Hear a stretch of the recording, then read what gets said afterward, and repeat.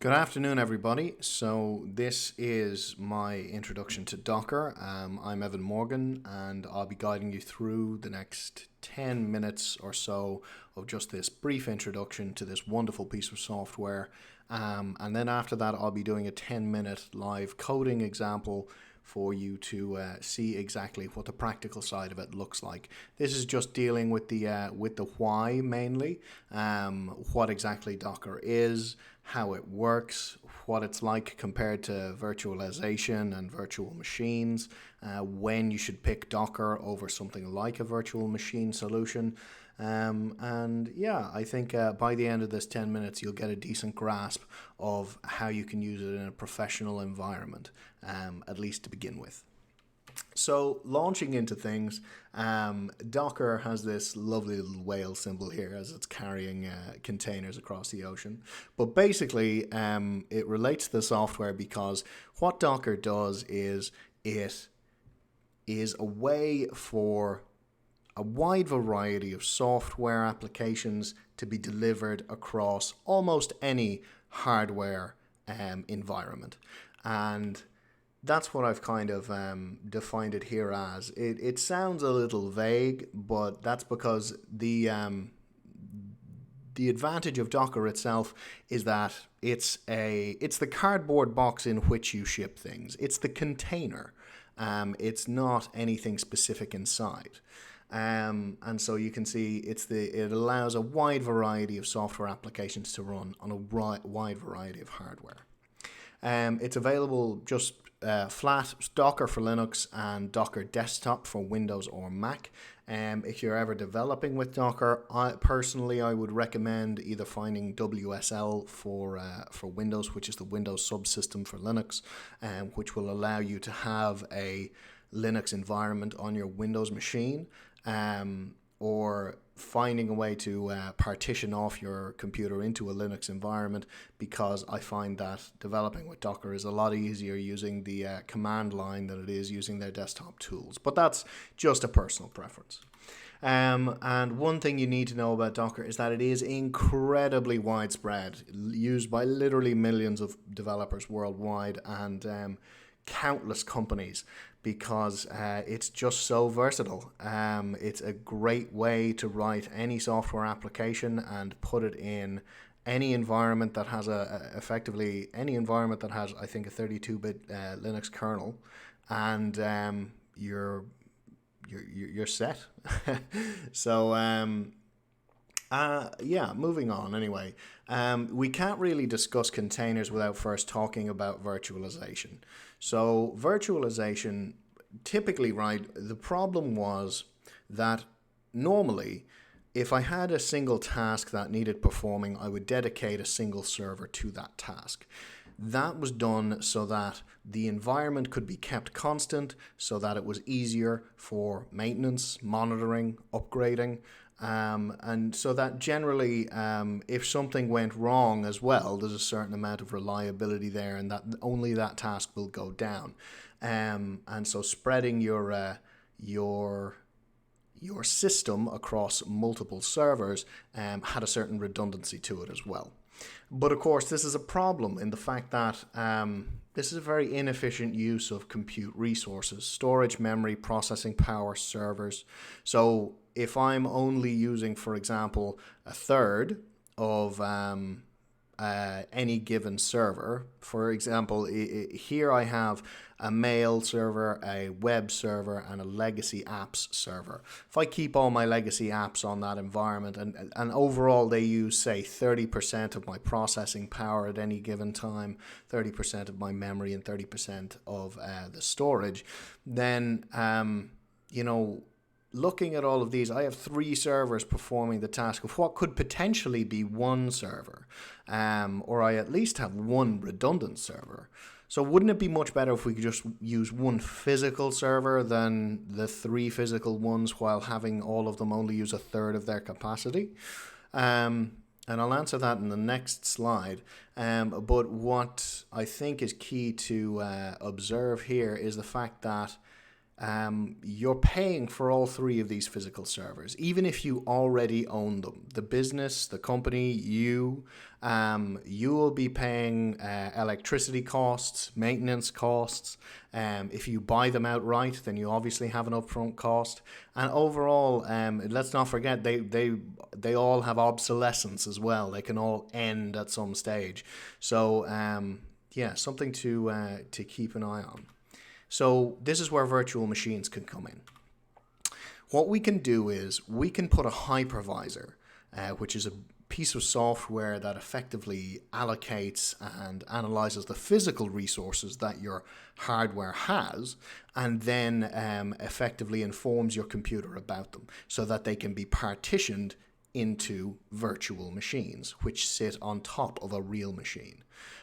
So we can either, the hypervisor can either exist on top of the operating system directly, or it can be installed into the hardware, which it would be, say, on a server, so that you can get as little, I'm not sure of the exact word for it, but let's call it latency, because it has the same effect. Because any resource request in terms of an application needing to do something, rather than going straight to your operating system, it will go through the hypervisor, and then the hypervisor will direct it to the kernel. And to be honest, it almost has absolutely no implications on performance, but that little bit that can be eked out in a server environment can be needed. So sometimes it is installed directly in there. And yes, so what we can do now is we can create virtual machines.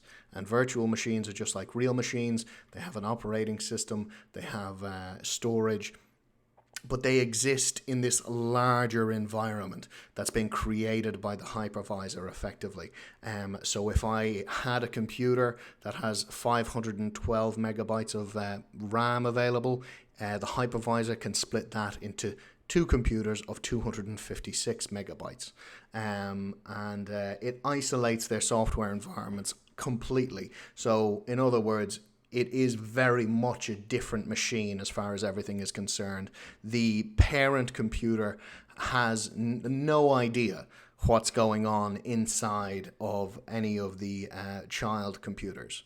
And it reduces the need for more servers, which obviously reduces cost and really drives the business interests here. And it keeps maintenance relatively easily because the reason why it's still relatively easy is they're entirely separate environments. So we're not bundling all of our mail stuff with our web stuff or with our legacy apps. They're still separate environments, and they can be separate operating systems, and they can even have separate kernels. And that's a really important distinction between virtual machines and containers, which we'll look at later on. But this ends up in us potentially getting rid of the third server completely, moving our legacy apps in with our mail on that server. They are completely separate, so if you were to log in, you could then investigate each virtual environment separately. And we now have two servers, so one for mail and legacy apps and one for web. We could, theoretically, move web over into the first server and get rid of the second server completely, but I'd be interested to know if anybody has an idea why that might not be the best. My reason would be your web processing and the amount of memory and general resources that the web server will use up is highly dependent on the amount of traffic that your website gets. So if you expect to scale quickly, or if you expect a spike in views or activity over the next few days, it could be best to leave all those resources free for the web server to consume should it need it. And so this is kind of an overview of exactly what a virtual machine looks like. Here we have 3 virtual machines on a single server. The first one with app 1, it has its areas for binaries and libraries, and then they sit on top of a guest operating system. So the first one might just be, let's say, Fedora, and the second one could be Kali Linux. The third one could be Mac. or Windows. There really is no limitation. And that's one of the main advantages of virtual machines. And then, of course, the hypervisor sits on top of the real physical architecture, or a real physical infrastructure, and then below the actual nuts and bolts. So, on to containers. The original kind of phrasing around containers comes from shipping containers, which are a uniform way of transporting non-uniform things. Like a shipping container can contain a piano, a barrel of oil, a barrel of whiskey, a cardboard box, etc., etc., and it's all still handleable in one singular way, transportable in one singular way. And so because it's so incredibly uniform, there's ways to improve upon that, and there's ways to increase the nature of the system and scale it. And so virtual containers are effectively the same thing. They're a uniform way of delivering an almost unlimited variety of software products to a wide variety of a wide number of non-uniform hardware environments.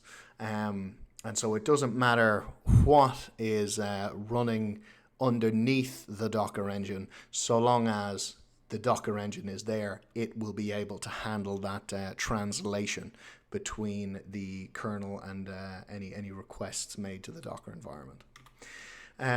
So it sits on top of the operating system, just like the hypervisor, but this is an alternative. And so what you would do is you would define a container in a Docker file. You will then build that container based off, technically you build an image, sorry.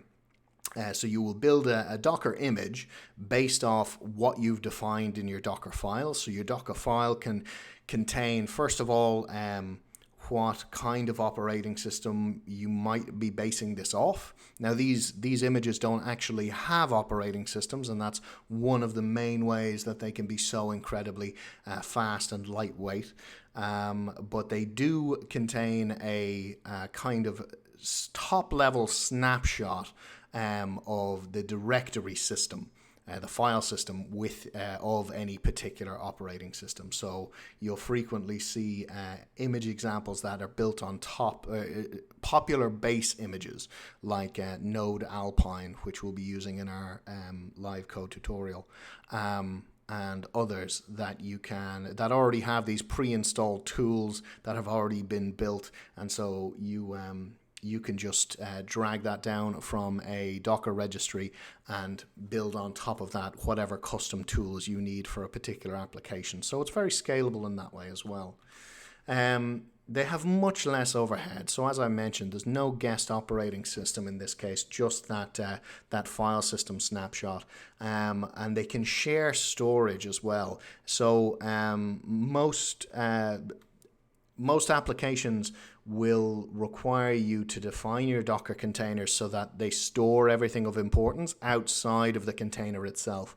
And what this enables it to do is it enables the container to fail when there's a problem, which means an external manager or orchestrator, like, for example, Kubernetes or Docker Swarm or Docker Compose, can actually just bring up another copy of the same container, and it can then resume using that external file storage.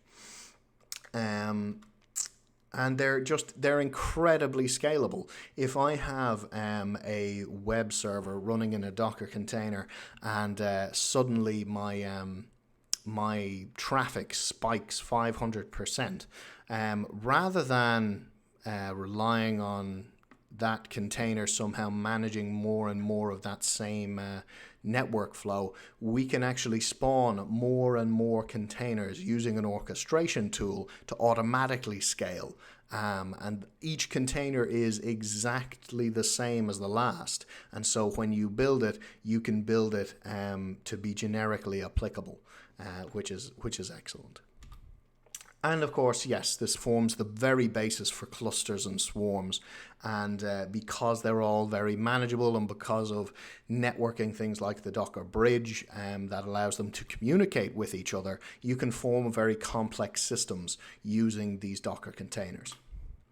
And this is what the Docker engine effectively looks like. You can see the container engine there, and note how the difference between this and the last example is the lack of guest operating system.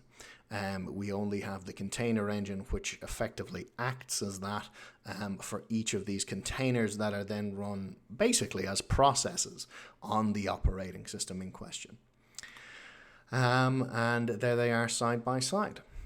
So, yes, just a quick note on containers versus virtual machines. So you can, it's sometimes easy to get confused between the two, and it's important to know when you should use one versus the other, because they do have different applications, and you can often find yourself debating which is best for a given scenario, as they are quite close.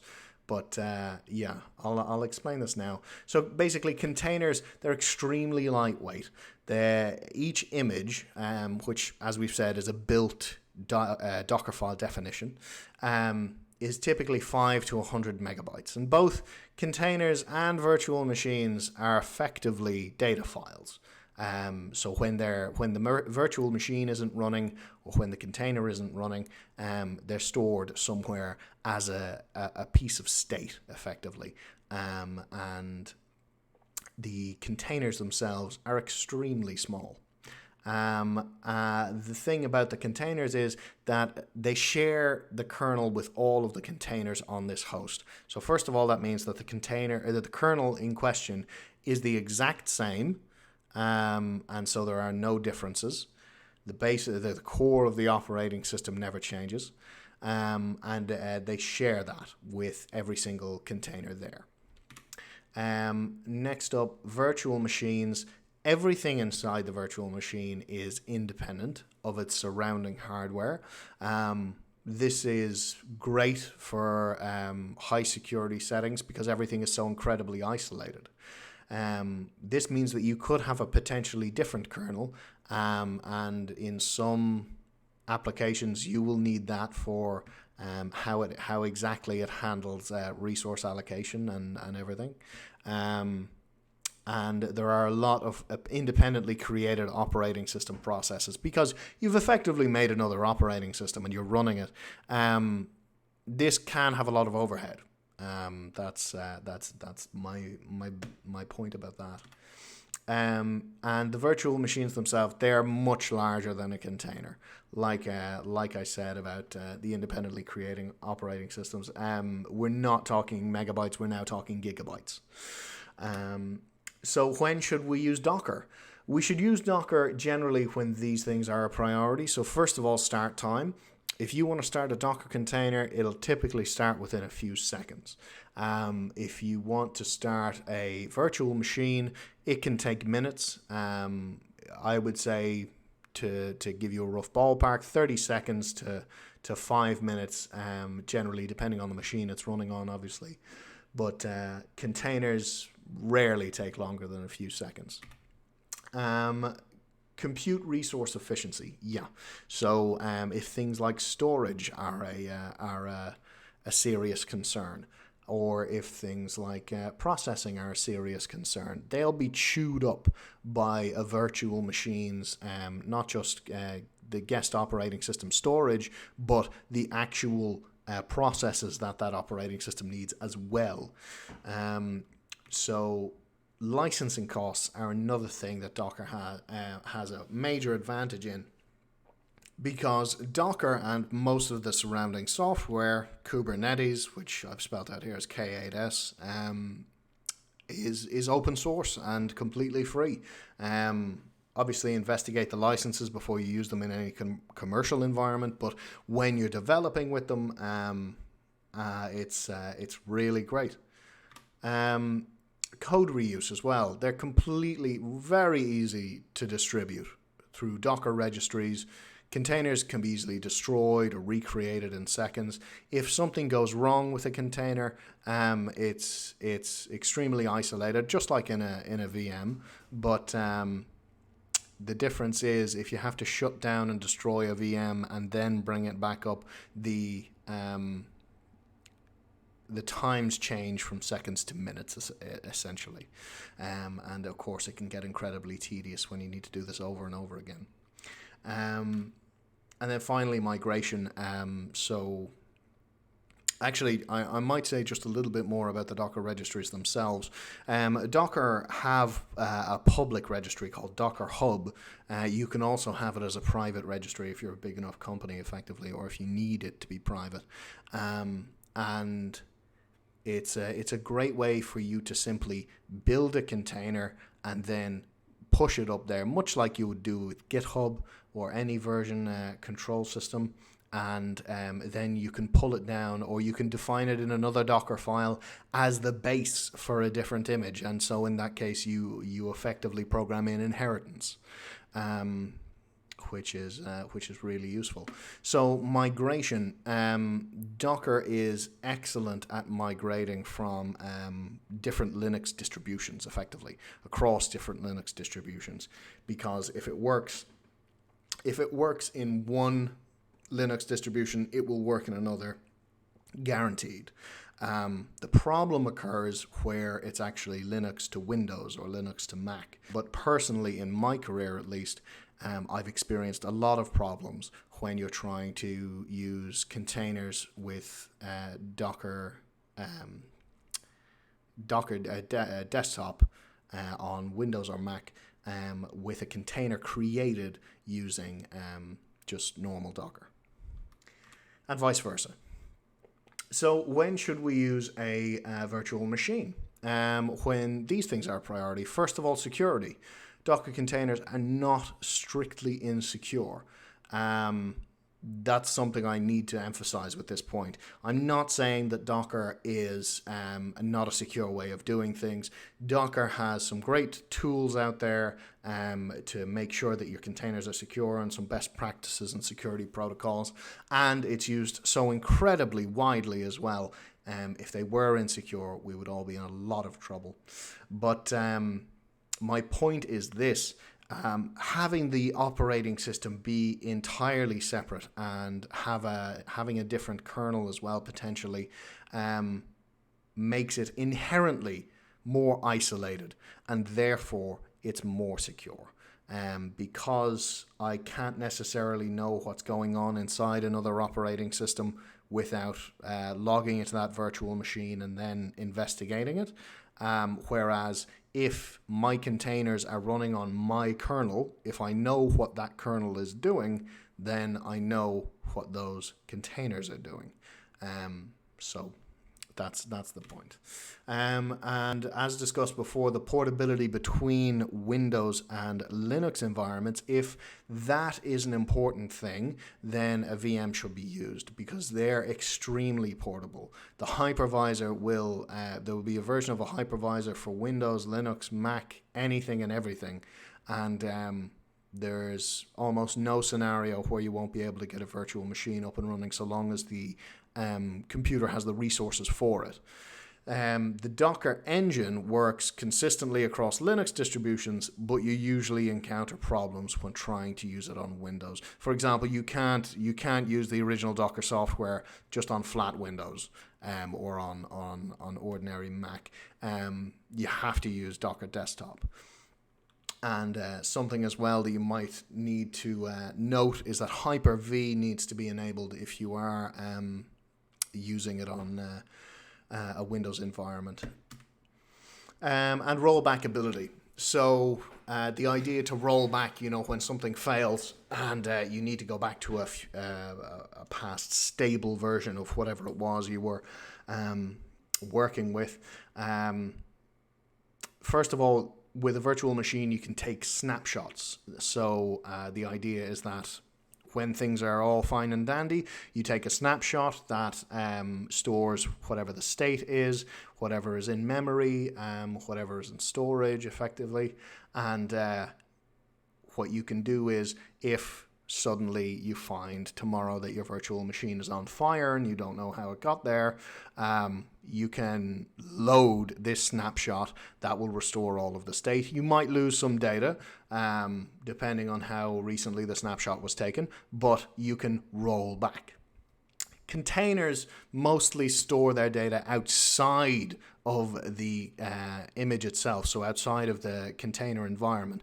And so there is no rollback ability. There's no snapshot unless you specifically set it to snapshot the external data source, but it isn't an inherent feature within Docker to take care of that, because obviously it is outside of Docker's purview.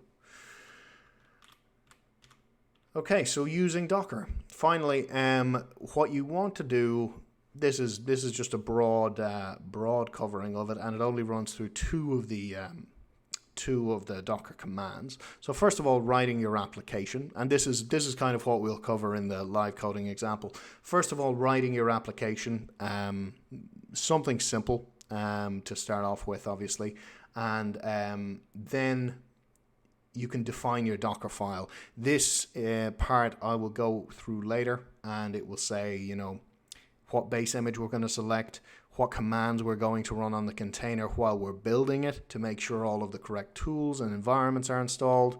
And then the Docker build command actually builds whatever you told you specified in the Docker file. The tag option here, the -T stands for tag, and we're tagging it with my awesome image. And this is just effectively a human readable name for the Docker image.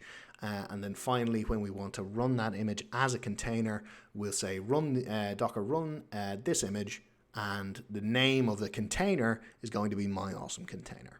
And there's more info on docs.docker.com. But that's it for the introduction to Docker. So thank you very much for listening, and I will get back to you in the live code tutorial.